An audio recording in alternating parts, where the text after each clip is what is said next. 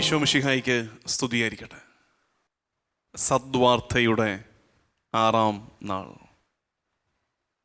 ഈശോയുടെ പിറവി തിരുനാളിന് ഒരുക്കമായുള്ള നമ്മുടെ എളിയ ധ്യാന ശുശ്രൂഷ. നിങ്ങൾ ഫസ്റ്റ് ലാപ്പ് നന്നായിട്ട് ഓടിയെന്ന് നമുക്ക് വിചാരിക്കാം. ശ്രദ്ധയോടെ താല്പര്യത്തോടെ ഇതിൽ പങ്കെടുത്തുവെന്ന്, പങ്കുവെച്ച വചനം ശ്രദ്ധയോടെ മനസ്സിലാക്കിയെന്ന്, അതിനനുസരിച്ച് നൽകപ്പെട്ട ഹോംവർക്കുകളൊക്കെ ചെയ്ത് നമ്മളൊരു പരിശീലനത്തിലൂടെ നമ്മളെ തന്നെ കടത്തിവിടുകയാണെന്ന് നമ്മൾ വിചാരിക്കാം. നന്നായിട്ട് പോട്ടെ. കൂടുതൽ താല്പര്യം നമ്മളിലുണ്ടാകട്ടെ, കൂടുതൽ പ്രാർത്ഥന ഉയരട്ടെ. ശ്രദ്ധിക്കേണ്ട കുറച്ച് കാര്യങ്ങൾ, ഈ ദിവസങ്ങളിൽ ജപമാല ചെല്ലാൻ ശ്രമിക്കുക. ഞാനതിൻ്റെ ജപമാലയുടെ കൗണ്ടൊന്നും എടുപ്പിക്കാത്തത് നിങ്ങൾ കുറേ കൂടെ ഈസിനെസ്സിൽ പ്രാർത്ഥിക്കണം. ഇന്ന് ഞാൻ ഇടയ്ക്ക് പറയാറുണ്ട്, അതായത് സ്പിരിച്വാലിറ്റി തന്നെ ഒരു സഫക്കേഷനായിട്ട് മാറുന്നുണ്ട്. അതുകൊണ്ട് അത്രയും ടാർഗറ്റ് ഓറിയൻറ്റഡ് ആയിട്ട്, ഇത് മാർക്കറ്റിംഗ് ഫീൽഡ് അല്ലല്ലോ, അതുകൊണ്ട് ടാർഗറ്റ് ഓറിയൻറ്റഡ് ആയിട്ട് വർക്ക് ചെയ്തില്ലെങ്കിലും ആ താല്പര്യത്തോടും സ്നേഹത്തോടും കൂടി ജപമാലയൊക്കെ ചെല്ലണം. ഞാൻ ആളുകൾക്ക് പറഞ്ഞു കൊടുക്കാറുള്ളൊരു കാര്യമുണ്ട്, ജപമാല ചൊല്ലി പ്രാർത്ഥിക്കാൻ ഏറ്റവും നല്ല സമയം ശരിക്കും പറഞ്ഞാൽ ഈ ഡിസംബർ മാസമാണ് കേട്ടോ. നമ്മൾ ഒക്ടോബർ കൊന്തമാസമൊക്കെ വെക്കുന്നുണ്ട്, മെയ് മാസം വണക്കമൊക്കെ ലത്തീൻ സഭയുടെ രീതിയിലുണ്ട്. സീറോ മലബാർ സഭയിൽ ഒറിജിനൽ ട്രഡീഷനിൽ അങ്ങനെയൊന്നില്ലെങ്കിൽ കൂടി അത് ഈ സഹവാസം കൊണ്ടും കത്തോലിക്ക സഭയുടെ കൂട്ടായ്മയിലായിരുന്നു കൊണ്ടുമൊക്കെ നമ്മൾ ചിലപ്പോഴൊക്കെ അതിലൊക്കെ പങ്കെടുക്കാറുണ്ട്, ഒക്കെ ശരിയാണ്. പക്ഷേ സഭാ വ്യത്യാസങ്ങൾക്ക് അതീതമായി മലങ്കരയോ മലബാറോ ലത്തീനെന്ന വ്യത്യാസമില്ലാതെ ആഗോള സഭയ്ക്ക് തന്നെ ജപമാല ചൊല്ലി പ്രാർത്ഥിക്കാനും പരിശുദ്ധ അമ്മയെ ഓർക്കാനുമൊക്കെ ഏറ്റവും നല്ല സമയം ഈ ഡിസംബർ മാസമാണ്. സീറോ മലബാർ സഭയിൽ ഈ കാലത്തിൻ്റെ പേര് മംഗളവാർത്താകാലം എന്നാണല്ലോ. മംഗളവാർത്താകാലം. ഈ കാലത്താണ് മിശിഹാ രഹസ്യങ്ങളോട് ചേർന്ന് പരിശുദ്ധ അമ്മയെ ധ്യാനിക്കാൻ ഏറ്റവും നല്ല സമയം. അതുകൊണ്ട് മറിയത്തോടുള്ള ഭക്തിയെ റിജുവനേറ്റ് ചെയ്യണം. അതിനകത്ത് ഒരു കുറച്ചിലും വിചാരിക്കരുത് കേട്ടോ. പരിശുദ്ധ അമ്മയോട് ഭക്തി പുലർത്തുന്നതിൽ, ഒരു മരിയൻ ഡിവോട്ടിയായിട്ട് ജീവിക്കുന്നതിൽ യാതൊരു കുറച്ചിലും വേണ്ട, യാതൊരു ചമ്മലും വേണ്ട. ഇപ്പം അവിടുന്ന് ഇവിടുന്ന് ഒക്കെ ഇത്തിരി പോകുന്ന 2-3 ചോദ്യങ്ങൾ വന്നെന്ന് വിചാരിച്ചിട്ട് നമ്മൾ പതറിപ്പോകുകയൊന്നും ചെയ്യരുത്. ശരിക്കും പരിശുദ്ധ അമ്മയിലുള്ള ഭക്തി കത്തോലിക്കാ വിശ്വാസത്തിൻ്റെ ഭാഗമാണ്, നമ്മുടെ വലിയ ഉറപ്പാണത്. കാരണം നമുക്കൊക്കെ ആണെങ്കിലും ഉണ്ടല്ലോ, നമ്മുടെ വിശ്വാസത്തിൻ്റെ ആദ്യ പാഠങ്ങൾ പഠിച്ചത് ഈ മരിയ ഭക്തിയിൽ നിന്നാണ്, മാതൃഭക്തിയിൽ നിന്നാണ്. നമ്മൾ ആദ്യം ചൊല്ലാൻ പഠിച്ച പ്രാർത്ഥന ജപമാലയല്ലേ. നമ്മുടെയൊക്കെ വീടുകളിൽ കൊന്ത ചൊല്ലിയാണ് നമ്മൾ ഈ പ്രാർത്ഥനാന്തരീക്ഷത്തിലേക്ക് പ്രവേശിച്ചത് തന്നെ. അതുകൊണ്ട് നമുക്കതൊരു വലിയ അഭയമാണ് ഈ ജപമാലയും ഈ പ്രാർത്ഥനയുമൊക്കെ. അതുകൊണ്ട് പരിശുദ്ധ അമ്മയോടുള്ള ഭക്തിയിൽ വളരാൻ ഈ കാലത്ത് ശ്രദ്ധയുണ്ടാകണമെന്ന് ഓർമ്മിപ്പിക്കട്ടെ. ആമുഖമായിട്ട് 6-ാം ദിവസത്തിൻ്റെ ആമുഖമായിട്ട് അത്രയും പറഞ്ഞതേ ഉള്ളൂ. ഇനി നമ്മളത് അങ്ങോട്ട് മാറ്റി വെച്ചിട്ട് ഇന്നത്തെ വിഷയത്തിലേക്ക് കടക്കുകയാണ്. ഇന്നത്തെ ടോപ്പിക് എന്തെന്നറിയാമോ? ഇന്ന് നമ്മൾ വായിക്കുന്ന ഭാഗം ലൂക്കായുടെ സുവിശേഷം 1-ാം അധ്യായം 39 മുതൽ 45 വരെയുള്ള വാക്യങ്ങൾ. ലൂക്കാ സുവിശേഷം 1-ാം അധ്യായം 39 മുതൽ 45 വരെയുള്ള വാക്യങ്ങൾ. എലിസബത്ത് മറിയത്തെ സ്തുതിക്കുന്നു, അതാണ് ഇതിൻ്റെ തലക്കെട്ട്. പക്ഷേ നമ്മൾ ശ്രദ്ധിക്കേണ്ട കുറച്ച് കാര്യങ്ങളുണ്ട്. ശരിക്കും ഈ ഭാഗം, ഞാൻ വേറെ ഹോംവർക്ക് ഉണ്ട് ഇന്ന്, പക്ഷെ എന്നാലും സ്റ്റാർട്ടിങ്ങിൽ ഒരു ചെറിയ വർക്ക് തരട്ടെ. മനസ്സിരുത്തി സമാധാനത്തിൽ ശ്രദ്ധയോടെ ഈ ഭാഗം ഒരു 2-3 ആവർത്തി വായിക്കണം. ഇത് വായിക്കുമ്പോൾ അതിങ്ങനെ വിഷ്വലൈസ് ചെയ്യണം, ഇങ്ങനെ കാണണം. മറിയം ഇങ്ങനെ പാവം നടന്നും ഓടിയും കയറി കിതച്ച് എലിസബത്തിൻ്റെ വീട്ടിലോട്ട് വന്ന് കയറുന്നു. എലിസബത്തിൻ്റെ വീട്ടിലോട്ട് വന്ന പാടെ എലിസബത്തിനെ അഭിവാദനം ചെയ്യുന്നു. അന്ന് അവർക്കുള്ള രീതിയിൽ എന്തെങ്കിലും ഒരു അഡ്രസ്സിങ് ഉണ്ടായിരിക്കും. നമ്മളിപ്പോൾ പറയാറില്ലേ, 2 ക്രിസ്ത്യാനികൾ തമ്മിൽ കാണുമ്പോൾ ഈശോ മിശിഹായിക്ക് സ്തുതിയായിരിക്കട്ടെ എന്നൊക്കെ പറയുന്നത് പോലെ, ഇപ്പോൾ പറയുന്നില്ല, ഞാൻ പറയാറുണ്ട്, അത് പറയണമെന്ന്. അതുകൊണ്ട് ഈശോ മിശിഹായിക്ക് സ്തുതിയായിരിക്കട്ടെ എന്ന് പറയുന്നത് പോലെ, അല്ലെങ്കിൽ നമ്മുടെ നാട്ടിലെ രീതിയിൽ നമസ്കാരം എന്ന് പറയുന്നത് പോലെ, അങ്ങനെ ഒരു അഭിവാദനം മറിയം എലിസബത്തിന് നൽകി കാണും. ഹീബ്രു ഭാഷയിൽ ഷലോം അലൈഖേം എന്ന് മറ്റോ ആയിരിക്കണം പറഞ്ഞത്. ഈ അഭിവാദനം കേട്ട ക്ഷണത്തിൽ പിന്നെ അവിടെ കരണ്ട് അടിച്ചതുപോലെയാണ്, ഒന്നിന് പിറകെ ഒന്നായിട്ട് ഓരോ കാര്യങ്ങൾ സംഭവിക്കുകയാണ്. നോക്കുകയെ, നിങ്ങൾ ആ ബൈബിൾ ഭാഗം എടുത്തേ. അഭിവാദനം ചെയ്തു. ഈ അഭിവാദനം കേട്ടപ്പോൾ, മറിയത്തിൻ്റെ വായിൽ നിന്ന് ഈ അഡ്രസ്സിങ്, ഈ അഭിവാദനം നടന്നപ്പോൾ പിന്നെ സംഭവിച്ച കാര്യം, 1, ഉദരത്തിൽ ശിശു കുതിച്ചു ചാടി. 2, എലിസബത്ത് പരിശുദ്ധാത്മാവ് നിറഞ്ഞവളായി. 3 എലിസബത്ത് ഉദ്ഘോഷിച്ചു. 4 ഉദരത്തിൽ സന്തോഷത്താൽ കുതിച്ചു ചാടി. റിപ്പോർട്ടിംഗ് നടക്കുന്നു. അതായത് മറിയം അങ്ങോട്ട് കാലെടുത്ത് വെച്ച് ഒരു വാക്ക് പറഞ്ഞപ്പോൾ ഒരു വീട്ടിലാകമാനം മാറ്റം, ഒരു വീട്ടിലാകമാനം മാറ്റം. ഇവിടെ ഇതാണ് നമ്മുടെ ഇന്നത്തെ ധ്യാനം. അതൊക്കെ നമ്മളായിരിക്കണമായിരുന്നു. ഒരു വീട്ടിൽ ചെന്ന് കയറിയാൽ അതെങ്ങനെ അലങ്കോലമാക്കാവോ ചിലപ്പോൾ നമ്മളങ്ങനെ അലങ്കോലമാക്കി കളയും. അവിടെ കൂട്ടയടിയായിരിക്കും 10 മിനിറ്റ് കൊണ്ട് നമ്മൾ ക്രിയേറ്റ് ചെയ്യുന്നത്. ശരിക്കും ഞാൻ കോവിഡ് കാലത്തൊരു ടോക്ക് ഇതിനെക്കുറിച്ച് കൊടുത്തതാണ്. അതായത് മറിയം ചെന്ന് കയറുന്ന വീടുകളിൽ സംഭവിക്കുന്നത്. ശരിക്കും മറിയം ഏത് വീട്ടിൽ ചെന്നാലും അവിടെ മാറ്റമാണ്, അവിടെ ദൈവാനുഗ്രഹമാണ്. മറിയ എലിസബത്തിൻ്റെ വീട്ടിൽ വന്നു, അവിടെ പരിശുദ്ധാത്മാവ് നിറയുന്നു, സന്തോഷം നിറഞ്ഞ് തുളുമ്പുന്നു. ഇനി കുറച്ച് കഴിയുമ്പോൾ യോഹന്നാൻ സുവിശേഷത്തിൽ അവൾ കാനായിലെ വീട്ടിൽ ചെന്ന് കയറും. കാനായിലെ വീട്ടിൽ ചെന്നപ്പോൾ അവിടെയും സന്തോഷം. ഇനി കുറച്ച് കഴിയുമ്പോൾ അവൾ കാൽവരി കുരിശുമരണം കഴിയുമ്പോഴേക്ക് യോഹന്നാൻ്റെ വീട്ടിൽ ചെന്ന് കയറും. കാരണം അവിടെ എഴുതിയിരിക്കുന്നു, ആ നിമിഷം മുതൽ ആ ശിഷ്യൻ അവളെ ഭവനത്തിൽ സ്വീകരിച്ചു. യോഹന്നാന് മാറ്റം. അതുവരെ അല്പം തൻ്റെ ഇടിയായിരുന്ന കാർക്കശ്യക്കാരനായിരുന്ന യോഹന്നാന് മറിയത്തിൻ്റെ കൂടെ കൂടിയപ്പോൾ പരിശുദ്ധാത്മാവ് നിറയാൻ തുടങ്ങുന്നു. കുറച്ചും കൂടെ കഴിയുമ്പോൾ സിഹനൂട്ടുശാലയിൽ ആ വീട്ടിൽ ചെല്ലും, ശിഷ്യന്മാരുടെ കൂടെ ഇരിക്കും. എന്ത് പറ്റുന്നു? അവിടെയും പരിശുദ്ധാത്മാവ് വന്ന് നിറയുന്നു. മറിയം ഒരു വീട്ടിൽ ചെന്ന് കയറിയാൽ ആ വീട്ടിൽ പരിശുദ്ധാത്മാവ് നിറയും, ആ വീട്ടിൽ സന്തോഷം നിറയും. അപ്പം നമ്മൾ ഉടനെ ചിന്തിക്കരുത്, അയ്യോ മറിയത്തെ വിളിച്ചുകൊണ്ട് വീട്ടിൽ പോകണം, മറിയമാണ് പ്രധാനപ്പെട്ടത്. അല്ല, അങ്ങനെ തെറ്റിദ്ധരിക്കരുത്. എന്താ അതിൻ്റെ കാരണം? മറിയം ഒരു വീട്ടിൽ ചെന്നപ്പോൾ അവിടെ സന്തോഷമുണ്ടാകാൻ കാരണം, പ്രത്യേകിച്ച് ഇവിടെ എലിസബത്തിൻ്റെ കാര്യത്തിൽ മറിയം ചെന്നപ്പോൾ ആ വീട്ടിൽ ആനന്ദമുണ്ടാകാൻ കാരണം എന്താണത്? മറിയത്തിൻ്റെ ഉള്ളിൽ ആരുണ്ട്? മറിയത്തിൻ്റെ ഉള്ളിൽ ദൈവപൈതൽ, ദൈവപുത്രൻ ഈശോ തമ്പുരാനുണ്ട്. ഈശോ തമ്പുരാനെയും ഉദരത്തിൽ പേറിക്കൊണ്ട് മറിയം ചെന്ന് കയറിയപ്പോൾ ചെന്നിടത്ത് ആനന്ദം. ഓരോ ക്രിസ്ത്യാനിയും വിളിക്കപ്പെട്ടിരിക്കുന്നത് ഈ അനുഭവത്തിലേക്കാണ്. അതായത് ക്രിസ്ത്യാനി ആരാണെന്നറിയാമോ?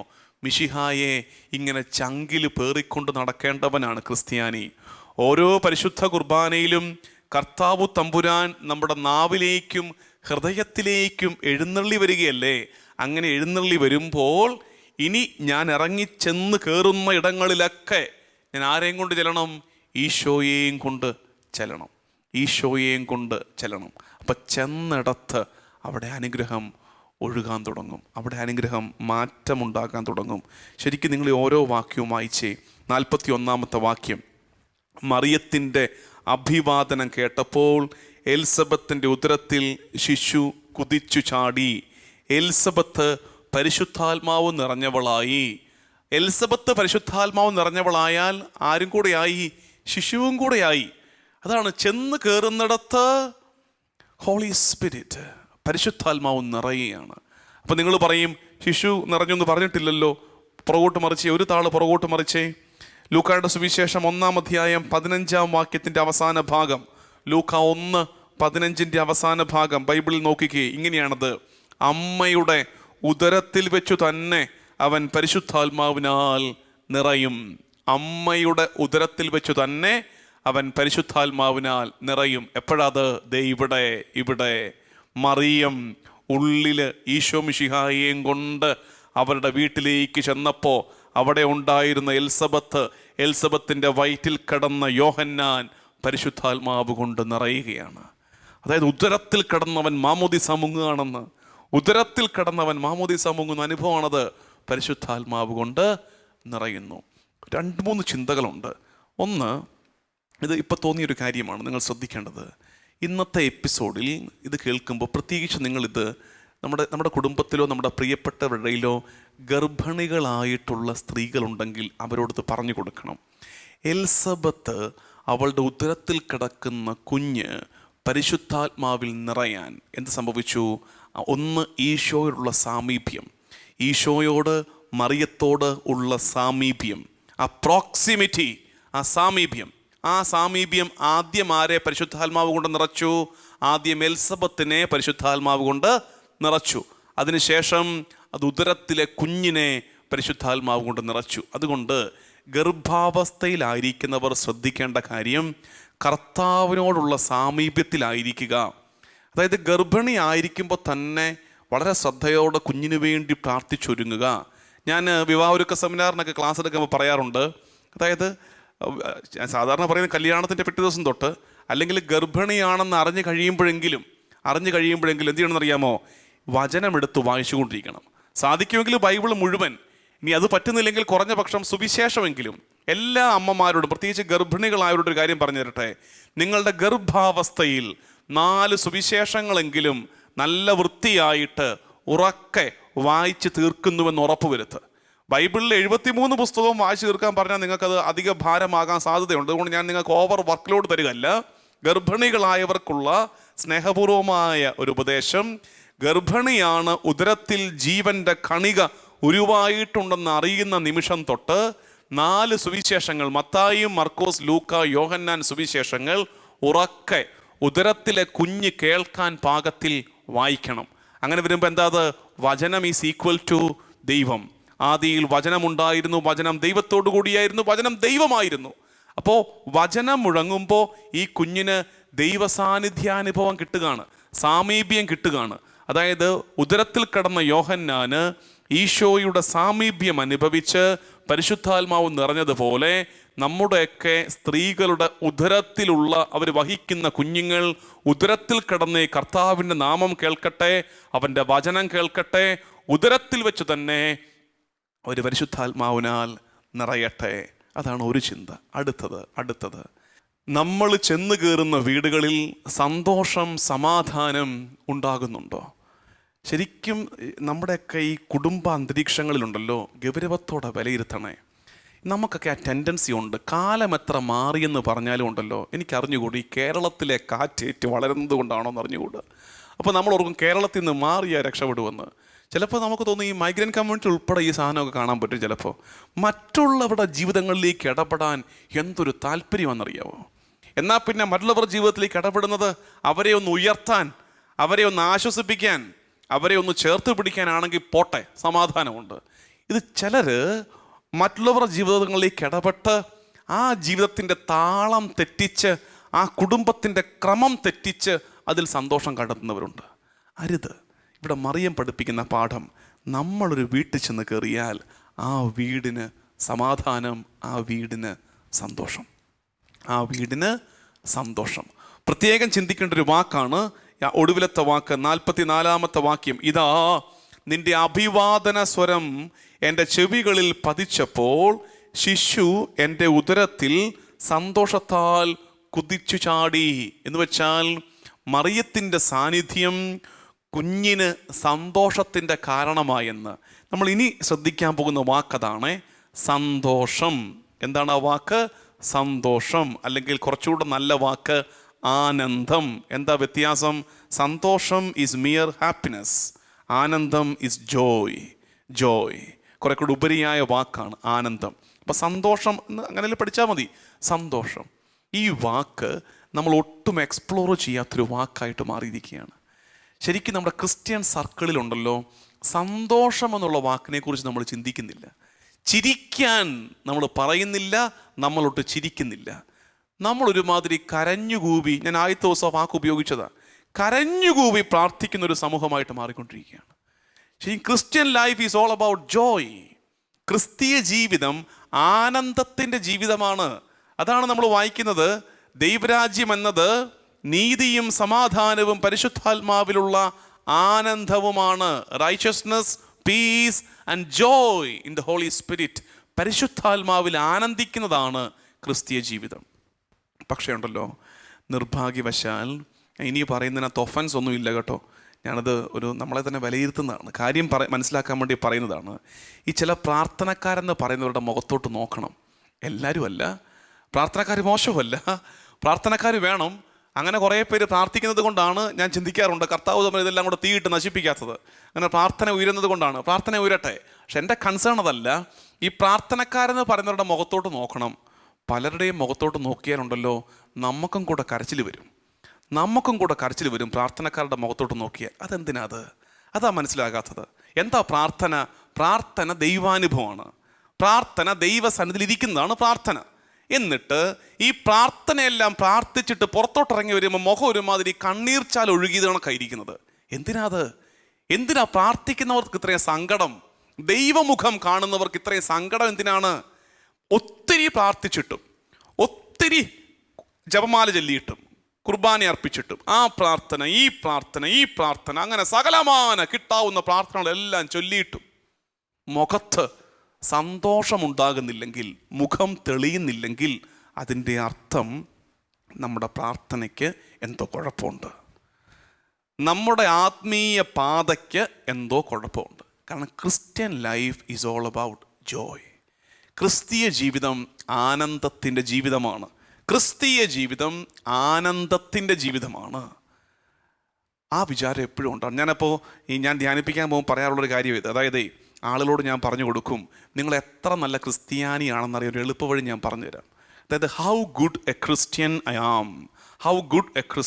ഐ ആം എന്ന് സ്വയം വിലയിരുത്താൻ ഒരു എളുപ്പ വഴി പറയാം. അതായത് നമ്മൾ ഒരാളോട് 10 മിനിറ്റ് സംസാരിച്ച് കഴിയുമ്പോൾ നമ്മൾ ആരോട് മിണ്ടിയോ ആ മിണ്ടിയയാൾക്ക് സന്തോഷമുണ്ടോ, അത്രയും മാത്രം ചിന്തിച്ചാൽ മതി. വലിയ കൊമ്പത്തെ കാര്യങ്ങൾ ചിന്തിച്ചില്ലെങ്കിലും. നമ്മളൊരാളോട് 10 മിനിറ്റ് വർത്തമാനം പറഞ്ഞു കഴിയുമ്പോൾ നമ്മൾ ആരോട് സംസാരിച്ചോ ആ സംസാരിച്ചയാൾക്ക് സന്തോഷം കിട്ടിയോ, സന്തോഷം ഉണ്ടായോ? അതില്ല. ആ 10 മിനിറ്റ് കൊണ്ട് 7-8 ബൈബിൾ വാക്യം പറഞ്ഞു കാണും. പക്ഷെ അതെല്ലാം കഴിഞ്ഞിട്ട് ഇവർക്ക് വലിയ ഭാരമാണ്. ജീവിതത്തിൻ്റെ പ്രതീക്ഷയും പ്രത്യാശയും നഷ്ടപ്പെട്ടു പോവുക നമ്മൾ അധിക ഭാരം കൊടുത്തിട്ട്. അങ്ങനെയായി പോകരുത്. കുറഞ്ഞ പക്ഷം മറ്റുള്ളവർക്കൊരു പ്രത്യാശ, ഒരു സന്തോഷം കൊടുക്കാനെങ്കിലും നമുക്ക് പറ്റണ്ടേ? അത് പറ്റുന്നില്ലെങ്കിൽ, നമുക്ക് തന്നെ സന്തോഷം കണ്ടെത്താൻ പറ്റുന്നില്ലെങ്കിൽ നമ്മുടെ പ്രാർത്ഥനാ ശൈലിക്ക് അപകടമുണ്ട് പ്രിയമുള്ളവരെ. അതായത് ദൈവസന്നിധി ഇരിക്കുന്ന നേരം സന്തോഷത്തിൻ്റെ നേരമാക്കി മാറ്റണം. പക്ഷേ ഇന്ന് ചിലപ്പോൾ എനിക്ക് തോന്നാറുണ്ട്, ആരാധനയൊക്കെ വിജയമാകുന്നത് എത്ര ലിറ്റർ കണ്ണീര് പെയ്തിറങ്ങി നോക്കിയിട്ടാണ്. അതാണ് ആരാധനയുടെയൊക്കെ വിജയമായിട്ട് നമ്മൾ അസസ് ചെയ്യുന്നത്. ശരിക്കും നമുക്ക് സന്തോഷം എന്നുള്ള കാര്യമേ മാറിപ്പോവാണ്. ശരിക്കും ഒരു കത്താർസിസ് വേണം. ഇടയ്ക്ക് വല്ലപ്പോഴും ഒക്കെ നമ്മുടെ പാപബോധത്താൽ, നമ്മുടെ ഇടർച്ചയുടെ ഓർമ്മകളാൽ നമ്മൾ കർത്താവിൻ്റെ മുമ്പിൽ കണ്ണീരൊഴുക്കണം. ശരിയാണ്, കണ്ണീരൊഴുക്കണം. 2 കണ്ണിൽ നിന്നും കണ്ണീർ ചാല് കീറി ഒഴുകി ഇറങ്ങണം. പക്ഷേ അതിൻ്റെ ഒടുക്കം മുഖം തെളിയണം. ആനന്ദത്തിലേക്ക് വരണം. ആനന്ദമാണ് ക്രിസ്തീയ ജീവിതം. അതുകൊണ്ട് തന്നെ പറ്റുന്നറിയാമോ, നമ്മൾ ഈ ക്രിസ്ത്യൻ ലൈഫിനെ ഇങ്ങനെ പറഞ്ഞൊരുമാതിരി ദുരിതം പിടിച്ച ജീവിതമാക്കുന്നത് കൊണ്ടേ പിള്ളേരൊന്നും ഈ വഴിക്ക് വരുന്നില്ല. കാരണം നമ്മളെല്ലാവരും കൂടി ഇതിനെ പറഞ്ഞ് ഒരുമാതിരി പീഡനത്തിൻ്റെയും കരച്ചിലിൻ്റെയും നിലവിളിയുടെയും ജീവിതമാക്കി വെച്ചിരിക്കുകയാണ്. അതുകൊണ്ട് കുഞ്ഞുങ്ങളൊന്നും ഈ വഴിക്ക് വരുന്നില്ല. പറഞ്ഞു കൊടുക്കേണ്ടത്, കുഞ്ഞുങ്ങളെ, ഇത് ആനന്ദത്തിൻ്റെ ജീവിതമാണ്. സങ്കടങ്ങൾ ഒരുപാട് ചുറ്റുമുണ്ട്, സങ്കടങ്ങളും ഞെരുക്കങ്ങളും ഒക്കെ ഒത്തിരി ചുറ്റുമുണ്ട്. അതിൻ്റെ നടുക്കും ഒടേതമ്പുരാൻ്റെ മുഖം കണ്ട് ആനന്ദിക്കുന്ന ജീവിതത്തിൻ്റെ പേരാണ് ക്രിസ്ത്യൻ ലൈഫ്. ഇതിനുപരിയായി ഒരു ഹയർ തലത്തിൽ നടക്കാൻ നമുക്ക് ലഭിച്ചിരിക്കുന്ന വിളിയുടെ പേരാണ് ക്രിസ്ത്യൻ ലൈഫ്. ആനന്ദത്തിൻ്റെ അനുഭവം. ഒത്തിരി അതിനെക്കുറിച്ച് പറയാനുണ്ട്. പക്ഷേ നിങ്ങൾ ഈ ആശയം ഒന്ന് മനസ്സിലാക്കി വെക്കുക. ആനന്ദം, ഹാപ്പിനെസ്, ജോയ് ഈസ് ഇമ്പോർട്ടൻറ്റ്. അപ്പോൾ നമ്മൾ ഇന്ന് പറഞ്ഞ കാര്യങ്ങളൊന്ന് റിവൈസ് ചെയ്തേ. ഹോംവർക്ക് കൂടെ പറഞ്ഞിട്ട് റിവൈസ് ചെയ്യാം. ഹോംവർക്ക് രസമുള്ള കാര്യമാണ്. നമുക്ക് നഷ്ടപ്പെട്ടു പോയൊരു ശീലമുണ്ട്. എന്നറിയാമോ? എൻ്റെയൊക്കെ കുഞ്ഞുനാളിലൊക്കെ ഉണ്ട്, ഇപ്പോൾ അതൊട്ടും കാണാനില്ല. അതായത് നമ്മുടെ ബന്ധു വീടുകളിലോട്ടൊക്കെ അല്പം ബേക്കറിയോ അല്പം ഫ്രൂട്ട്സോ ഒക്കെ വാങ്ങിച്ച് 2 കവറും ഒക്കെ ആയിട്ട് ചെന്ന് കയറുന്നൊരു രീതി ഉണ്ടായിരുന്നു. ഞാൻ ഓർക്കുന്നുണ്ട്. അപ്പം നമുക്കൊക്കെ ആണെങ്കിലും വല്ലപ്പോഴും ആരെങ്കിലുമൊക്കെ വന്നിട്ട് കുറച്ച് മിക്സറും ചിപ്സും ഒക്കെ കിട്ടുമായിരുന്നു. കുറച്ച് ആപ്പിളും ഓറഞ്ചും ഒക്കെ ഈ ഗസ്റ്റ് കൊണ്ട് തരുമായിരുന്നു. ഇപ്പം എന്ത് പറ്റുന്നറിയാമോ? ഈ കോവിഡും കൂടെ കഴിഞ്ഞതോടുകൂടി അത്തരം വിസിറ്റുകളെല്ലാം അവസാനിച്ചു.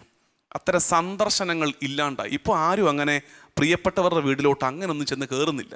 കാരണം നമുക്കിപ്പോൾ മാധ്യമങ്ങളുണ്ട്, ഫോൺ വിളിയുണ്ട്, വീഡിയോ കോളുണ്ട്. അങ്ങനത്തെ ഇത് മിസ്സായി. അപ്പോൾ ഇന്നത്തെ ഒരു സിമ്പിൾ എന്നാലൊരു വെറൈറ്റി ഹോംവർക്ക്, ഈ നോമ്പ് കാലത്ത് എപ്പോഴെങ്കിലുമൊക്കെ 1-2 വിസിറ്റുകൾ നടത്തണം. ചില ബന്ധുക്കളുടെ വീട്ടിലോട്ട് എപ്പോഴും പോകുന്നതല്ല, നമ്മൾ റാൻഡമായിട്ട് കയറുന്നുണ്ട്. അല്ലാതെ അവരെ ഒന്ന് വിളിച്ചിട്ട് വീട്ടിലുണ്ടോ, ഞങ്ങളൊന്ന് അതുവഴി വരുന്നുണ്ടായിരുന്നു, കയറട്ടെ, എന്നിട്ട് ചെന്ന് കയറ്. അവരെ ഭാരപ്പെടുത്തൊന്നും വേണ്ട, അവർക്ക് വലിയ ചിലവാക്കേണ്ടത്. പക്ഷെ നമ്മൾ എന്തെങ്കിലുമൊക്കെ ഒന്ന് പൊതിഞ്ഞ്, ഒത്തിരി ഒന്നും വേണ്ടെന്ന് എന്തെങ്കിലുമൊക്കെ കൊണ്ട് കൊടുത്ത്, അതൊരു സന്തോഷത്തിൻ്റെ വിസിറ്റേഷൻ, സന്ദർശനം. ശരിക്കും നമുക്ക് അങ്ങനെ ഒരു ഗിഫ്റ്റ് വേണം. സന്ദർശനത്തിൻ്റെ സന്തോഷങ്ങൾ കണ്ടെത്തണം. മറ്റുള്ളവരുടെ ജീവിതങ്ങളിലേക്ക് സന്തോഷത്തോടെ ചെന്ന് കയറി ആ കുടുംബത്തിന് സന്തോഷം കൊടുത്ത് സന്തോഷത്തിൻ്റെ ഓർമ്മയാകുന്ന ചില കൂടിക്കാഴ്ചകൾ നമുക്കിനി ആവശ്യമുണ്ട്. അത് നമ്മളെയും ബലപ്പെടുത്തും, അവർക്കത് ആശ്വാസമാവുകയും ചെയ്യും. അപ്പോൾ ഹോംവർക്ക് അതാണ്. ഇന്ന് തന്നെ ഇറങ്ങി പോകണമെന്നില്ല, ഈ ദിവസങ്ങളിൽ എപ്പോഴെങ്കിലുമൊക്കെ അത്തരമൊരു സന്ദർശനം, വിസിറ്റേഷൻ നടത്തണം. നമ്മുടെ ഇന്നത്തെ ചിന്ത എന്തൊക്കെയായിരുന്നു? മറിയത്തെ കണ്ടു പഠിക്കുക. മറിയം ചെന്ന് കയറിയ വീട്ടിൽ ആനന്ദം. നമ്മളൊരു വീട്ടിൽ കയറുമ്പോൾ, ഒരാളുടെ കാര്യത്തിൽ ഇടപെടുമ്പോൾ എപ്പോഴും ചോദിക്കണം, ഈ ഇടപെടൽ കഴിയുമ്പോൾ, ഈ കൂടിക്കാഴ്ച കഴിയുമ്പോൾ അവർക്ക് സന്തോഷമായിരിക്കുമോ, അതുള്ളതും കൂടെ ഞാൻ കുളവാക്കുമെന്ന് ഉറപ്പാണെങ്കിൽ ആ വഴിക്ക് പോകാതിരിക്കുക, ആ കുടുംബത്തെ കൂടുതൽ സങ്കടപ്പെടുത്താതിരിക്കുക, ആ വ്യക്തിബന്ധങ്ങളെ തകർക്കാതിരിക്കുക, അവരവരുടെ വഴിക്ക് പോട്ടെ. സന്തോഷം കൊടുക്കാനുണ്ടെങ്കിൽ മാത്രമേ മറ്റുള്ളവർ ജീവിതത്തിൽ ഇടപെടാവൂ. ക്രിസ്തീയമായ സന്തോഷം കൊടുക്കാനുണ്ടെങ്കിൽ മാത്രമേ മറ്റുള്ളവർ ജീവിതങ്ങളിൽ ഇടപെടാവൂ, മറിയത്തെ പോലെ. എന്നിട്ട് പരിശുദ്ധാത്മാവ് നിറയണം. എല്ലാ കൂടിക്കാഴ്ചകളിലും പരിശുദ്ധാത്മാവ് നിറയുന്ന അനുഭവം ഉണ്ടാകണം. നമ്മൾ രണ്ടുപേരും തമ്മിൽ കണ്ടുമുട്ടുമ്പോൾ ആ കണ്ടുമുട്ടുന്നിടത്ത് റൂഹ വന്നിറങ്ങണം. അത്തരം കൂടിക്കാഴ്ചകളാണ് ഇനി ഉണ്ടാകേണ്ടത്. ഒടുക്കം ക്രിസ്തീയ ജീവിതം ആനന്ദത്തിൻ്റെ ജീവിതമാണ് പ്രിയമുള്ളവരെ. ഇത് ആനന്ദത്തിൻ്റെ ജീവിതമാണ്, ഇത് സങ്കടത്തിൻ്റെ ജീവിതമല്ല. സങ്കടമൊക്കെ ഉണ്ട്. സങ്കടം ഉള്ളപ്പോഴും അപ്പായുടെ കൈ പിടിച്ച് ഉപരിയായ പ്രതലത്തിലൂടെ മുഖം തെളിഞ്ഞ് നടക്കേണ്ട നടത്തത്തിൻ്റെ പേരാണ് ക്രിസ്തീയ ജീവിതം. ഈ വിചാരത്തോടെ പരിശുദ്ധ കുർബാനയുടെ ആരാധനയിലേക്ക്, ആനന്ദത്തിൻ്റെ നിമിഷങ്ങളിലേക്ക് നമുക്കൊരുമിച്ച് പ്രവേശിക്കാം. ദൈവതിരുനാമത്തിന് മഹത്വം ഉണ്ടാകട്ടെ. ആമേൻ.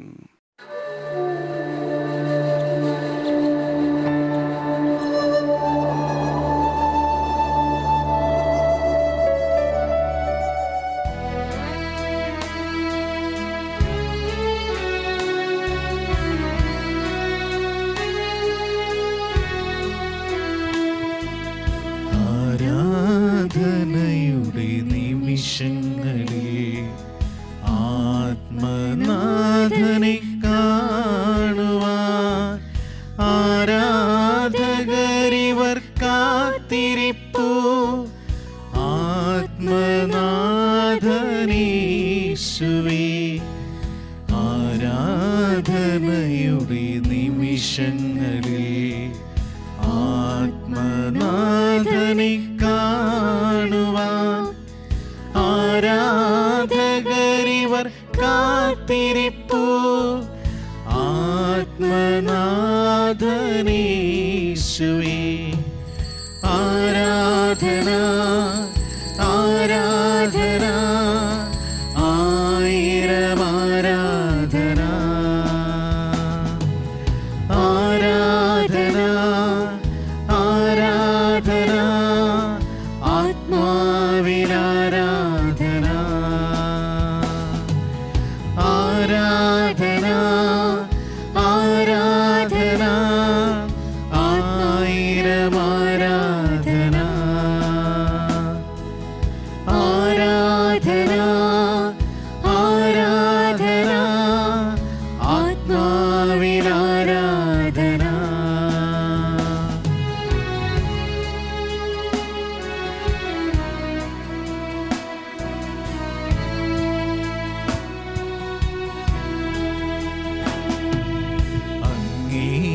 സന്നിധി അല്പനേരം ജീവിപ്പതോ മഹാഭാഗ്യമേ. അന്യഗ്രഹത്തിലൊരായിരം നാൾ വാഴ്വതേക്കാളെത്ര മോഹനം. അങ്ങേ സന്നിധി അല്പനേരം ജീവിപ്പതോ മഹാഭാഗ്യമേ. അന്യഗ്രഹത്തിലൊരായിരം നാൾ വാഴ്വതേക്കാളെത്ര മോഹനം. ആരാധന ആരാധന ആയിരം ആരാധന. ആരാധന ആരാധന ആത്മാവിലാരാധന. ആരാധന ആരാധന ആയിരം ആരാധന. ആരാധന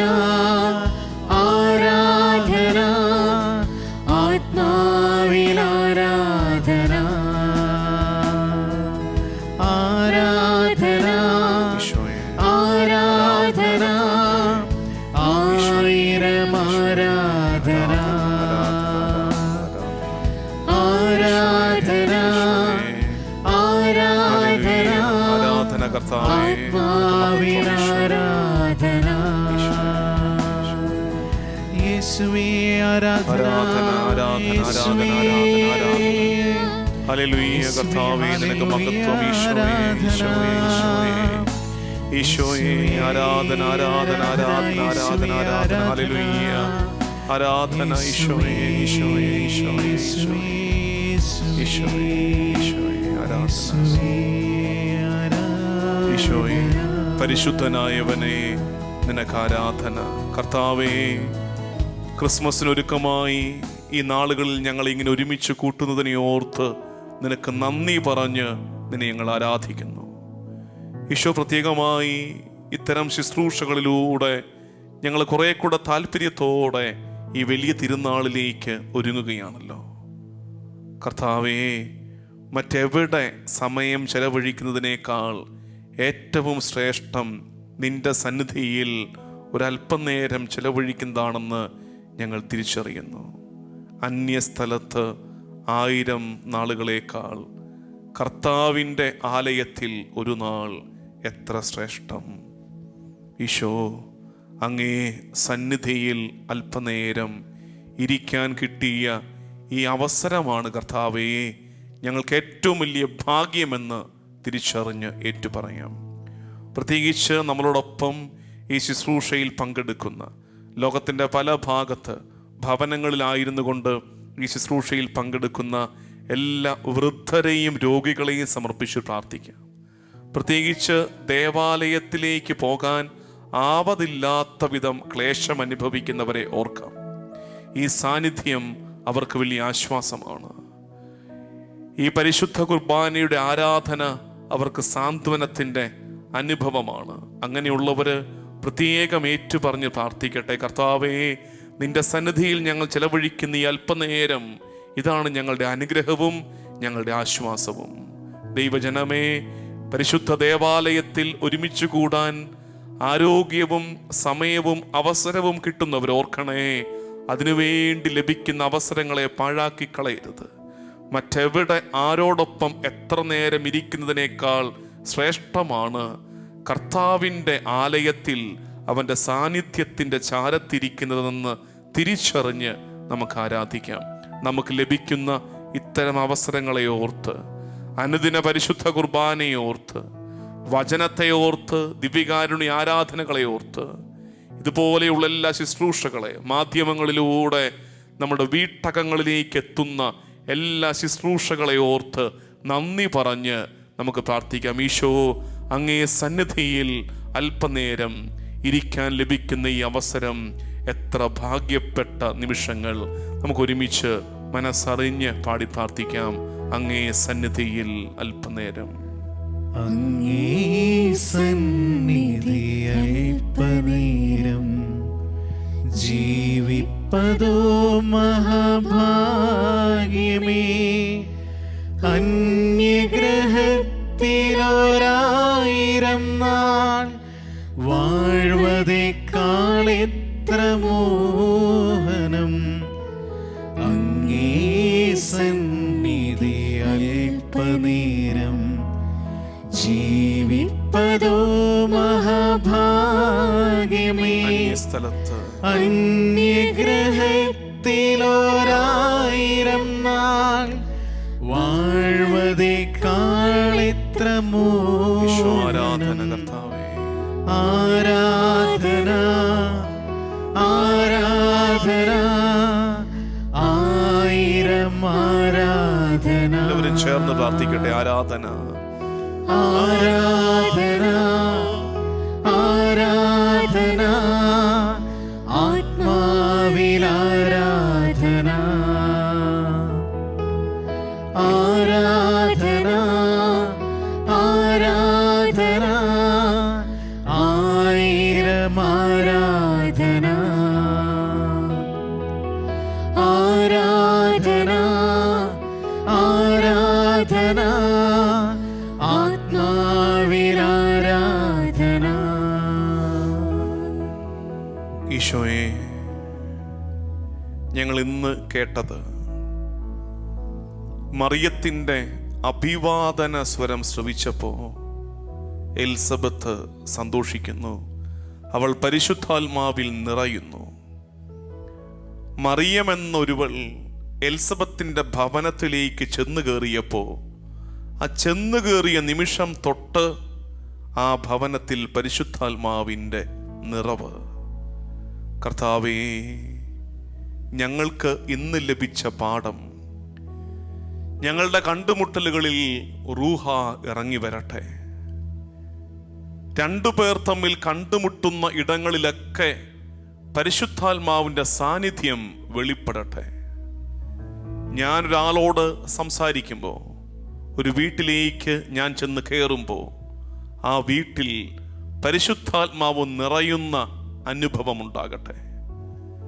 കർത്താവേ, ഞങ്ങൾ ചേർന്നിരിക്കുന്ന ഇടങ്ങളിലും നേരങ്ങളിലുമൊക്കെ നിന്നിൽ വിശ്വസിക്കുന്ന ക്രിസ്ത്യാനികളായ ഞങ്ങൾ ചേർന്നിരിക്കുന്ന നേരങ്ങളിലൊക്കെ ഞങ്ങൾക്കിടയിൽ പരിശുദ്ധാത്മാവുണ്ടാകട്ടെ.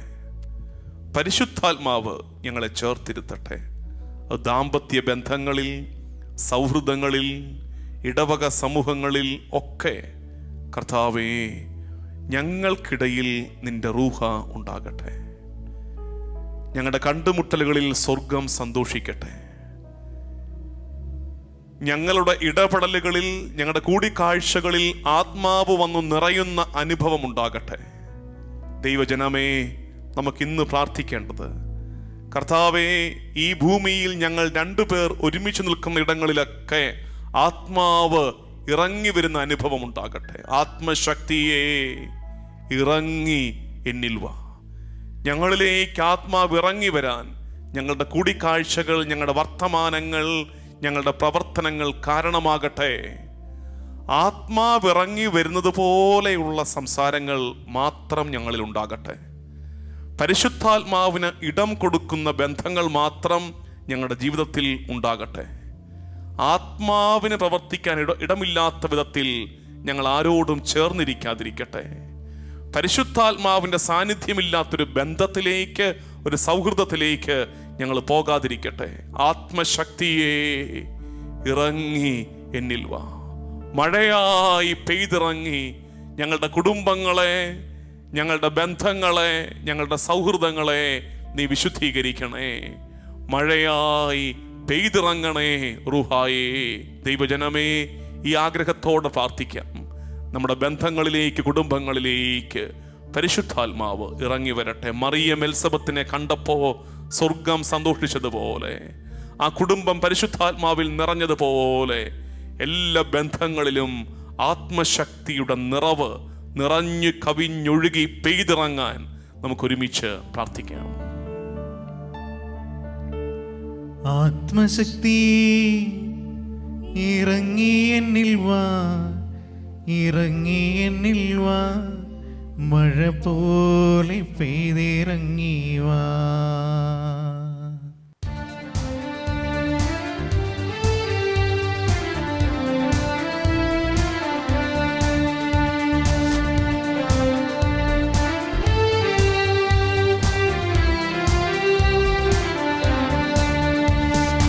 ആത്മശക്തി ഇറങ്ങി എന്നിൽ വാ, ഇറങ്ങി എന്നിൽ വാ, മഴ പോലെ പെയ്തിറങ്ങി വാ, മഴ പോലെ പെയ്തിറങ്ങി വാ. സ്വർഗീയത്തെ ഇറങ്ങി എന്നിൽ വാ, ഇറങ്ങി എന്നിൽ വാ, മഴ പോലെ പെയ്തിറങ്ങി വാ, മഴ പോലെ പെയ്തിറങ്ങി വാ.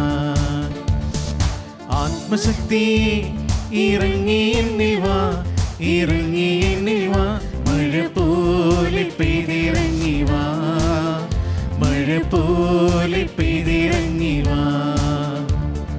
സ്വർഗീയത്തെ ഇറങ്ങി എന്നിൽ വാ, ഇറങ്ങി എന്നിൽ വാ, മഴ പോലെ പെയ്തിറങ്ങി വാ, മഴ പോലെ പെയ്തിറങ്ങി വാ.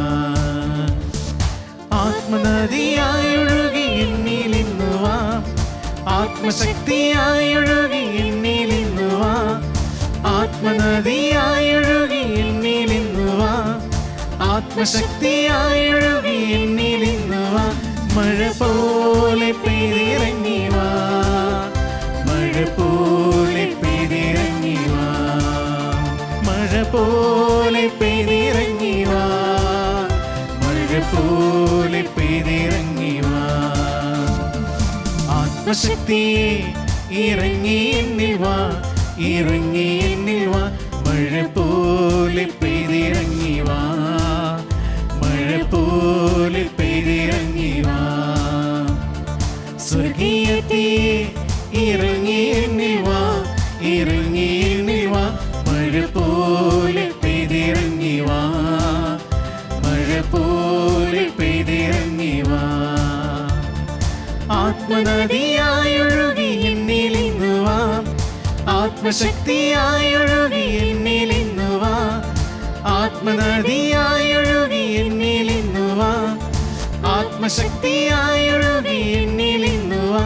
മഴ പോലെ പെയ്തിറങ്ങി വാ, മഴ പോലെ പെയ്തിറങ്ങി വാ, മഴ പോലെ പെയ്തിറങ്ങി വാ, മഴ പോലെ പെയ്തിറങ്ങി വാ, മഴ പോലെ പെയ്തിറങ്ങി വാ, മഴ പോലെ പെയ്തിറങ്ങി വാ, മഴ പോലെ പെയ്തിറങ്ങി വാ, മഴ പോലെ പെയ്തിറങ്ങി വാ.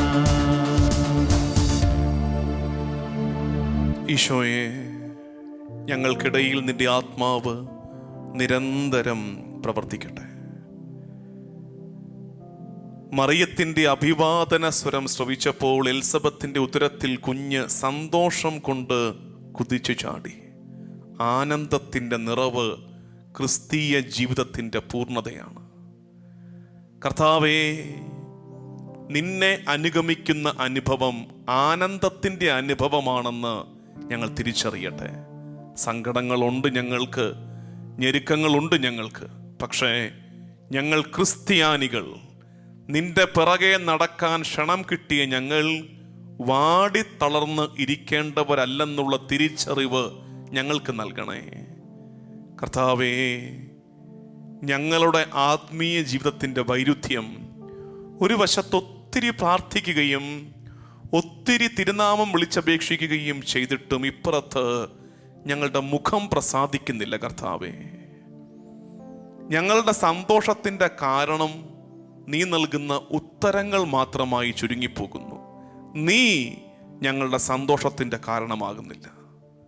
അതുകൊണ്ട് ഉത്തരങ്ങൾ കിട്ടാതെ വരുമ്പോൾ ഞങ്ങൾ വാടിപ്പോകുന്നു. കർത്താവേ, കേവലം ഉത്തരങ്ങളിലേക്ക്, അനുഗ്രഹങ്ങളിലേക്ക് നോക്കിയിരിക്കുന്നവരാകാതെ നിന്റെ തിരുമുഖത്തേക്ക് നോക്കുന്നവരായി ഞങ്ങൾ മാറട്ടെ. നിന്റെ മുഖം കണ്ടവരുടെ മുഖം പ്രകാശിക്കുമെന്ന് ഞങ്ങൾ വിശ്വസിക്കുന്നു. നിന്റെ തിരുമുഖം കണ്ടവരുടെ മുഖം പ്രകാശിക്കും. സൂര്യനെ നോക്കുന്നവരുടെ മുഖത്ത് വെളിച്ചം തെളിയുന്നത് പോലെ നിന്റെ മുഖം നോക്കി നടക്കുന്നവരായി ഞങ്ങൾ മാറട്ടെ. സങ്കടങ്ങൾ ഒത്തിരി ഉണ്ട്, നീ കാണുന്നുണ്ട് കർത്താവേ. പക്ഷേ അതിൻ്റെ നടുക്ക് നിന്നുകൊണ്ടും, ഞങ്ങൾ അകപ്പെട്ടിരിക്കുന്ന ഈ സങ്കടക്കടലിൻ്റെ നടുക്ക് നിന്നുകൊണ്ടും തിരുമുഖത്തേക്ക് നോക്കി ഞങ്ങൾ പറയട്ടെ, നീ എൻ്റെ സങ്കേതം കർത്താവേ, നീ എൻ്റെ ആശ്രയം, നീ എൻ്റെ ബലം.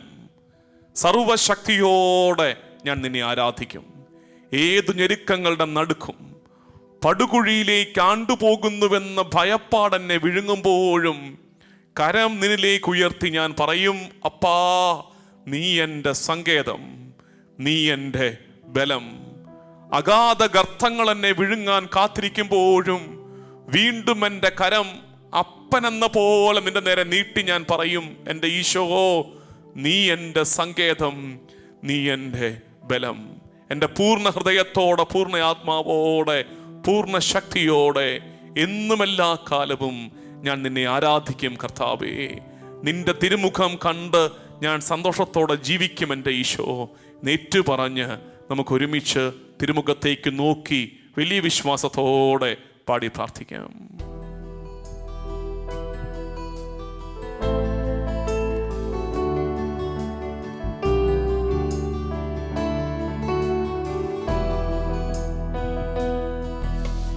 നീ എൻ്റെ സങ്കേതവും നീ എൻ്റെ കോട്ടയും,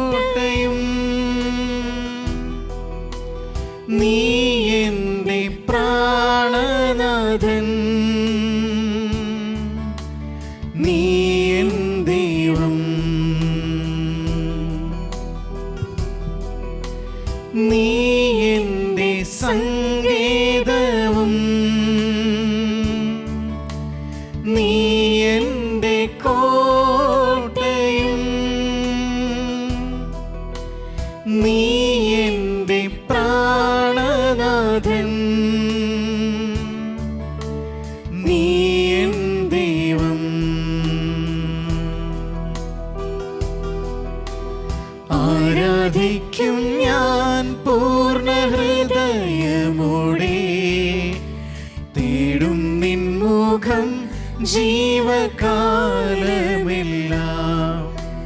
സേവിച്ചിടും ഞാൻ നിൻ സർവവുമായി അടിയനിതാ.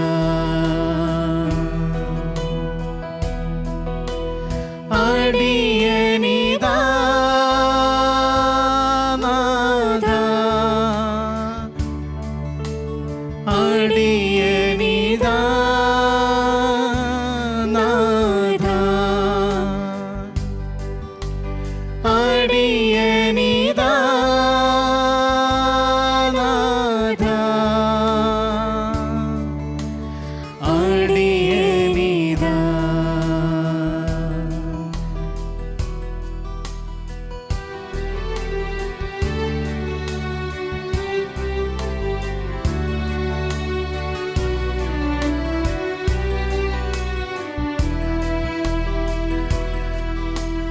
ആദ്യനും അന്ത്യനും നീ മാത്രമേശുവേ.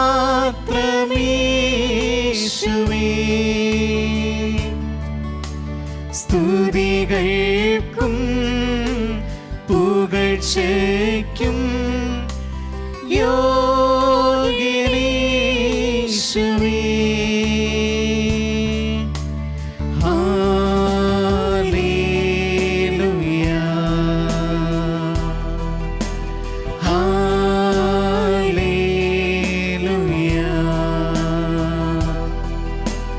ആദ്യനും അന്ത്യനും നീ മാത്രമേശുവേ.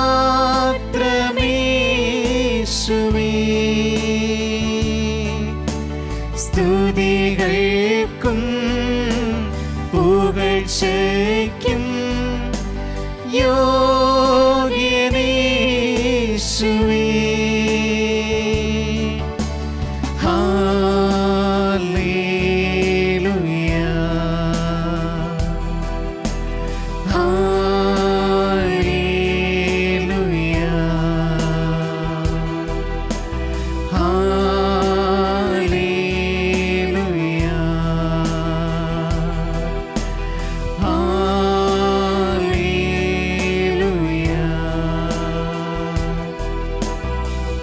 പരിശുദ്ധ പരമമാം ദിവ്യകാരുണ്യമേ, എന്നുമെന്നും അങ്ങേയ്ക്കാരാധന. പരിശുദ്ധ പരമമാം ദിവ്യകാരുണ്യമേ, എന്നുമെന്നും അങ്ങേയ്ക്കാരാധന. പരിശുദ്ധ പരമമാം ദിവ്യകാരുണ്യമേ,